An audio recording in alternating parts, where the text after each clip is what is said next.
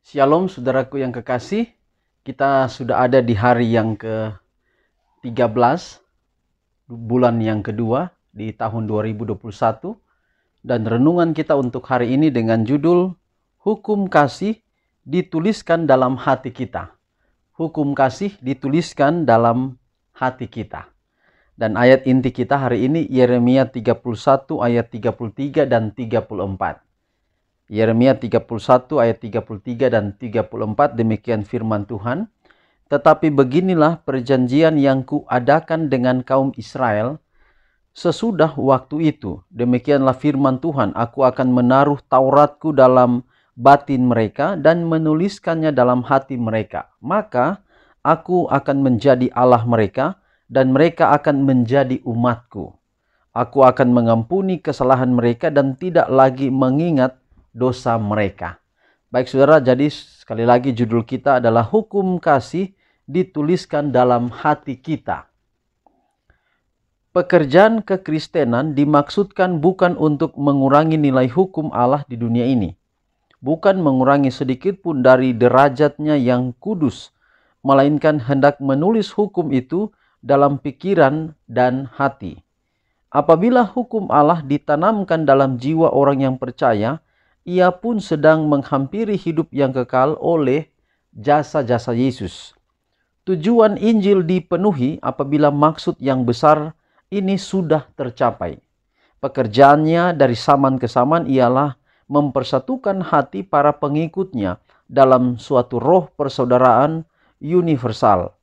Oleh percaya kepada kebenaran dan dengan demikian menetapkan sistem peraturan dan persetujuan surga dalam keluarga Allah di dunia, agar mereka boleh dipandang pantas menjadi anggota-anggota keluarga kerajaan di surga.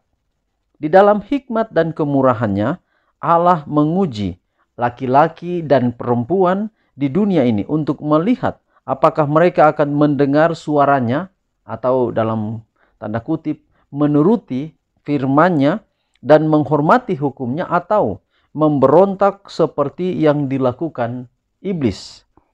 Tujuan Allah dalam memberikan hukum itu kepada bangsa manusia yang sudah berdosa ialah agar manusia oleh Kristus boleh naik dari keadaannya yang hina menjadi satu dengan Allah, agar perubahan moral yang terbesar dapat dinyatakan dalam sifat dan tabiatnya.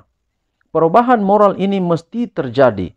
Kalau tidak, manusia tidak akan menjadi warga negara yang selamat di dalam kerajaan Allah, karena ia akan mengadakan pemberontakan. Dalam hidup di dunia inilah waktu pengujian dan pencobaan. Malaikat Allah mengamat-amati perkembangan tabiat dan menimbang nilai moral. Segenap persoalan itu diselesaikan dalam ini, apakah ia menurut atau tidak kepada segala perintah Allah. Sudahkah orang yang berdosa itu diubahkan dalam dunia ini oleh jasa-jasa Kristus menjadi seorang hamba yang menurut, agar ia dipantaskan untuk bersatu dengan masyarakat surga? Hukum Allah di dalam hati kita akan menaklukkan kepentingan kita sendiri kepada segala pertimbangan yang tinggi dan kekal. Pelajaran kita kemarin saudara berbicara bahwa hukum itu adalah praktik kasih. Jadi kalau kita mengasihi, itu adalah praktik daripada menuruti hukum itu. Tetapi kita harus berkiblat atau kita harus berfokus pada bahwa Allah lah yang memberikan kepada kita sifat itu, bahwa kita mampu melakukan sifat itu oleh karena Yesus yang telah memberikan contoh yang terbaik dalam hidup kita. Tuhan memberkati kita dalam pekabaran kita di pagi hari ini. Marilah sifat hukum itu tertulis dalam hati kita. Kita berdoa. Tuhan, terima kasih untuk pekabaran yang indah pada pagi ini. Kiranya dapat menjadi berkat dalam hidup kami. Pelihara kami sepanjang hari ini, teristimewa di hari Sabat Tuhan yang suci dalam perbaktian. Kami boleh merasakan berkat Tuhan yang ajaib dalam hidup kami. Inilah doa kami. Terpujilah nama Tuhan, dalam nama Yesus kami sudah berdoa. Amin.